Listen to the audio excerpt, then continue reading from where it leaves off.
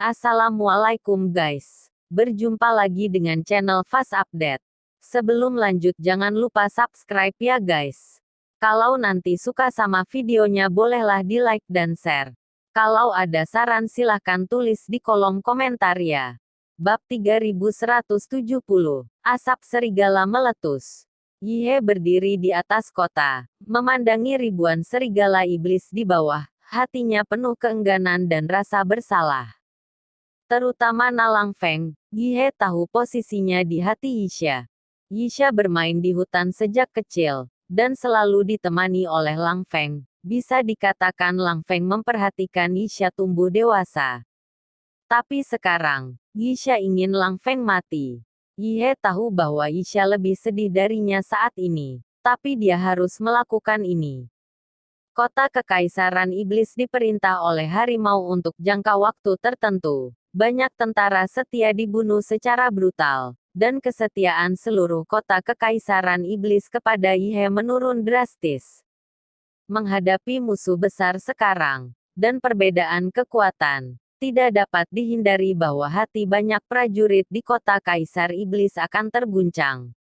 Dan Yisha juga memahami hal ini. Jadi dia memerintahkan Lang Feng untuk memimpin kawanan serigala iblis untuk memblokir serangan itu. Karena saat ini hanya Lang Feng yang paling setia. Yisha juga ingin aura kematian serigala iblis yang tak kenal takut menginfeksi tentara di seluruh kota Kekaisaran Iblis. Biarkan para prajurit kota Kekaisaran Iblis ini mendapatkan kembali semangat juang mereka. Demikian pula, Lang Feng juga memahami hal ini, jadi dia setuju tanpa ragu-ragu. Jika kematiannya bisa ditukar dengan keselamatan kota Kekaisaran Iblis, maka dia akan mati tanpa penyesalan. Lang Feng berdiri dengan tenang di depan ribuan serigala iblis, angin sepoi-sepoi bertiup, membuat rambut di tubuh Lang Feng berfluktuasi mengikuti angin. Menari, menghadapi puluhan ribu pasukan musuh, mata Lang Feng penuh dengan kegigihan dan pantang menyerah. Tanpa rasa takut sedikit pun, ribuan monster serigala itu juga memiliki mata yang tajam, menunjukkan taring yang menakutkan. Lang Feng setia pada kota Kekaisaran Iblis, tapi ribuan serigala iblis ini setia pada Lang Feng. Karena kesetiaan, tidak ada rasa takut akan kematian. Membunuh, Lang Feng tiba-tiba meraung, dan seluruh tubuhnya langsung berubah menjadi serigala iblis besar. Bergegas menuju pasukan musuh, dan ribuan serigala iblis di belakangnya juga bergegas keluar bersama. Dalam sekejap, ribuan serigala iblis menyerbu pasukan musuh yang berjumlah 10.000 orang dan mulai bertarung. Serigala monster ini tidak kuat, bahkan Lang Feng pun tidak terlalu kuat, tidak ada bandingannya dalam mengikuti lawan. Namun mereka bertekad untuk mati dan tidak takut. Suara pembunuhan itu mengguncang langit. Asap ada di mana-mana. Di bawah kota Kaisar Iblis, seketika ada segunung mayat dan lautan darah.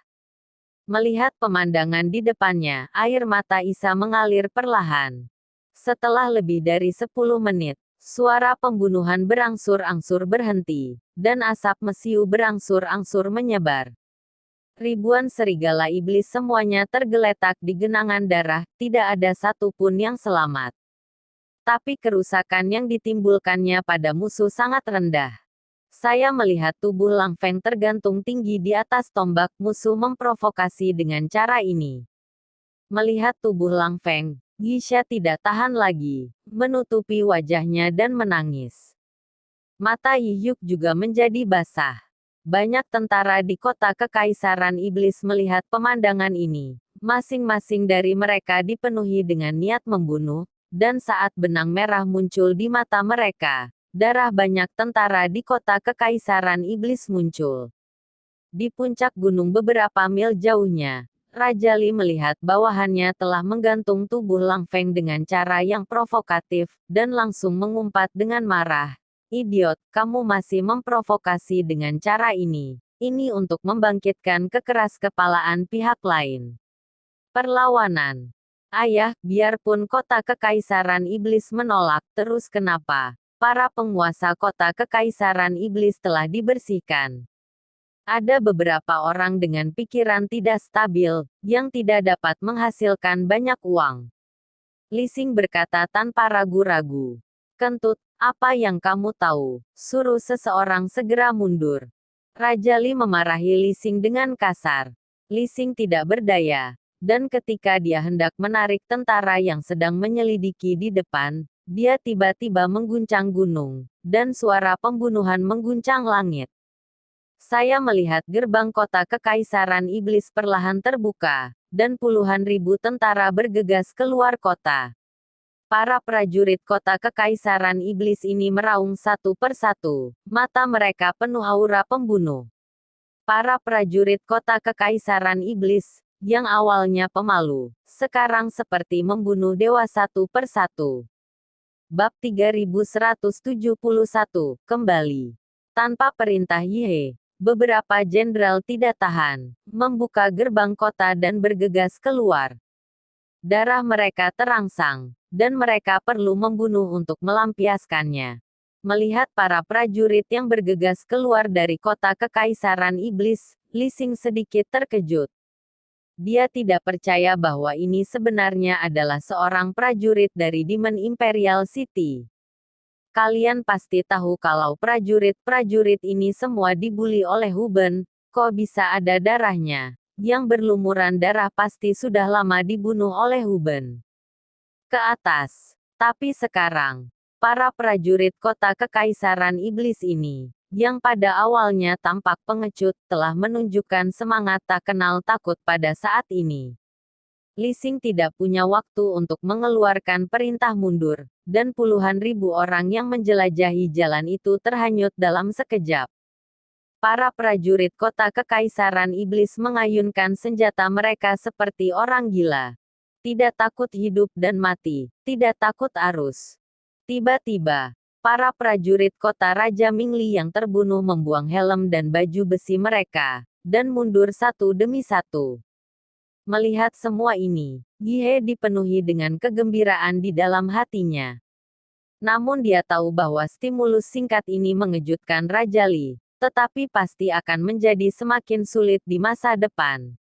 Ye memerintahkan para prajurit untuk kembali ke kota, karena ketika Raja Li bereaksi, tidak ada satupun prajurit yang bergegas keluar yang akan kembali. Di bawah kota Kaisar Iblis, ketenangan berangsur-angsur kembali.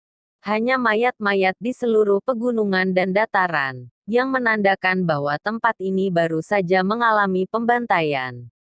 Matahari terbenam menyinari darah merah cerah, memancarkan cahaya merah. Beberapa burung gagak melayang di udara, membuat panggilan tajam. Setelah nafas berdarah, yang dibawanya hanyalah kesedihan. Melihat mayat di tempat itu, hati setiap prajurit diselimuti awan gelap. Ayah, ayo kita kembali dan istirahat. Hari sudah mulai gelap, mungkin tidak mudah untuk menyerang kota Raja Mingli. Kata Isa lembut, tapi Ye berdiri tak bergerak, dan semua yang mati di bawah adalah rakyatnya. Ye patah hati, melihat Ye tidak bergerak. Yisha tetap di sisinya, melihat mayat di bawah kota Kekaisaran Iblis tanpa bergerak. Saya tidak tahu berapa lama, tapi hari sudah gelap gulita. Bulan purnama menggantung tinggi, menerangi daratan, seolah-olah lapisan perak telah ditaburkan di atas daratan. Ayah, lihat apa itu? Yisha tiba-tiba menemukan bahwa di depan bulan purnama, ada bayangan terbang ke arah mereka. Di saat yang sama, Li Xing di puncak gunung juga menemukan bayangan di udara. Ayah, ada situasi. Li Xing berteriak keras. Raja Li keluar dari tenda, melihat ke atas, dan menemukan bahwa di udara, ada sebuah kapal besar. Pesawat udara. Pesawat. Li Wang sedikit mengernyit, bagaimana mungkin ada pesawat di sini? Di area ini. Jadi Sekte Langit Terbang memiliki sebuah pesawat. Tetapi pesawat dari Sekte Langit Terbang tidak boleh terbang ke sini. Raja Li bingung. Dia tidak mengerti mengapa sebuah pesawat tiba-tiba muncul. Apakah kamu ingin menembak jatuh pesawat itu? Li Xing bertanya. Namun Raja Li melambaikan tangannya. Lihat dan beritahu saya, siapa yang mengemudikan pesawat itu ke sini. Tahukah Anda, pesawat itu adalah barang langka. Tidak semua orang bisa memilikinya. Selain mahalnya biaya pesawat, juga membutuhkan dukungan teknis dan sumber daya yang tinggi. Sekalipun mereka mengenal Li Wangcheng, mereka tidak bisa membangun sebuah pesawat. Li Wang merasa bahwa dia tidak akan menjadi orang biasa jika dia bisa memiliki sebuah pesawat, jadi dia tidak berani bertindak gegabah. Jika pada saat ini, menyinggung keluarga sekte manapun, maka kerugiannya lebih besar daripada keuntungannya. Li Xing dan Li Wang menyaksikan tanpa daya saat pesawat itu terbang menuju langit di atas kota Kekaisaran Iblis. Namun saat ini, Yi He yang sedang berdiri di tembok kota akhirnya tersenyum saat melihat pesawat itu semakin dekat. Tuan Chen, ini seharusnya menjadi kembalinya Tuan Chen. Yi He mengerti betul bahwa Chen Ping bersama Ji Yun dari Fei Tianzong. Jadi jika Chen Ping kembali sebagai pesawat udara, dia tidak akan terkejut sama sekali. Chen Ping, bagaimana dia bisa kembali dengan pesawat? Bukankah pesawat ini memiliki rute yang tetap? Yisha sedikit penasaran, dan tidak mengerti apa yang harus dilakukan Chen Ping agar bisa kembali sebagai pesawat udara. Bab 3172, satu-satunya cara. Yi He tersenyum ringan, tidak mengatakan apa-apa, tapi menatap pesawat di langit. Pesawat itu perlahan terbang di atas kota Kekaisaran Iblis, dan Chen Ping juga melihat para jenderal di tembok kota menunggu dalam pertempuran penuh. Tuan Chen, apa yang terjadi di sini? Lihat mayat-mayat berserakan. Mungkinkah sedang terjadi perang? Bertarung. Melihat bagian depan kota Kekaisaran Iblis, Ji Yun terkejut dengan tumpukan mayat dan lautan darah. Adegan yang dia lihat tidak lebih dari pertarungan antara dua sekte, dan ratusan orang terbunuh atau terluka, itu tidak banyak. Tapi pemandangan di depan saya, ada puluhan ribu mayat, dan mayat-mayat itu menumpuk di atas bukit. Itu terlalu berdarah dan menakutkan. Gao Qilan tidak bisa menahan muntah saat melihat adegan ini. Chen Ping sedikit mengernyit, dan wajahnya menjadi sangat bermartabat. Dia tahu bahwa hanya ada satu kemungkinan terjadinya hal seperti ini, yaitu Ming Li Wangcheng melancarkan serangan ke Yao Huangcheng. Perang. Adegan seperti ini hanya akan muncul dalam perang antara dua kota. Ji Yun, segera jatuhkan pesawatnya. Chen Ping memerintahkan Ji Yun. Ji Yun mengangguk, dan melihat pesawat itu jatuh menuju alun-alun kota Kekaisaran Iblis. Di kota Kekaisaran Iblis, banyak orang yang belum pernah melihat pesawat udara sebelumnya. Jadi mereka semua berkumpul. Melihat ini, Yi He membawa Yisha dan segera lari ke tembok kota. Melihat Chen Ping keluar dari pesawat, mata Yi He penuh kegembiraan dan berkata, Tuan Chen, sungguh senang sekali kamu kembali. Yisha memandang Chen Ping, dan terlihat sangat aneh, karena dia menemukan bahwa nafas Chen Ping telah banyak berubah. Apa yang terjadi? Chen Ping bertanya pada Yi He. Tuan Chen, mari kita bicarakan hal ini di istana. Setelah Yi He selesai berbicara, dia memerintahkan Yisha untuk mengirim seseorang untuk mengurus pesawat itu. Setelah memasuki istana, Liu Ruyan, Yu Jiameng, tetua ketiga dan yang lainnya juga mendengar bahwa Chen Ping telah kembali. Mereka di sini. Setelah berbasa-basi sebentar, Yi He berkata kepada Chen Ping, Tuan. Demon Imperial City melancarkan serangan. Meski hanya serangan tentatif, tapi kami juga menderita banyak kerugian. Serigala Langfeng semuanya terbunuh dalam pertempuran. Ngomong-ngomong, wajah Yi He penuh kesedihan. Ketika Chen Ping mendengar bahwa Langfeng telah meninggal, dia hanya bisa mengerutkan kening, dan matanya bersinar dengan niat membunuh.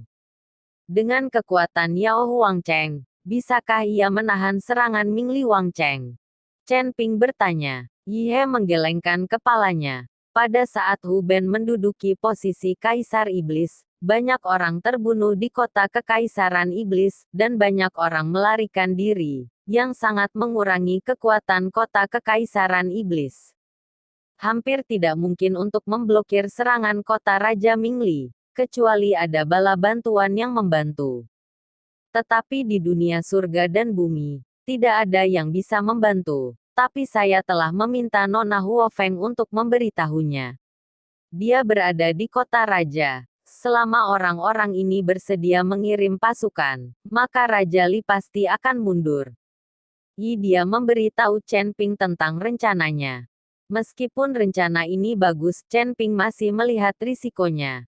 Jika kota kekaisaran lainnya datang dan langsung menelan Yihe dan mengikuti Raja Li, maka keduanya akan berada dalam bahaya. Alasan mengapa 3 penguasa dan 4 raja saat ini menjaga keseimbangan dan tidak ada yang berani menyerang kota Yao Huang dan Mingli Wangcheng adalah karena jaraknya yang jauh, dan kota Yao Huang dan Mingli Wangcheng berada dalam posisi kooperatif. Akan bergegas membantu. Jadi kota kekaisaran atau kota kerajaan lain tidak cukup yakin untuk menangani keduanya secara bersamaan. Tapi sekarang kota Raja Mingli dan kota Yao Huang menjadi bermusuhan, orang lain dapat memanfaatkannya dan mencaplok kota Yao Huang dan kota Raja Mingli satu persatu. Dan ada kemungkinan lain, yaitu merekrut orang dari Wangcheng lain. Mungkin mereka akan bersatu dengan Mingli Wangcheng, menelan Yao Huangcheng bersama, dan berbagi rampasan bersama. Ini juga sesuatu yang bisa terjadi, jadi kita harus waspada. Yihe juga mengetahui pro dan kontra dari hal ini. Tetapi selain metode ini, dia benar-benar tidak dapat menemukan pembantu lain.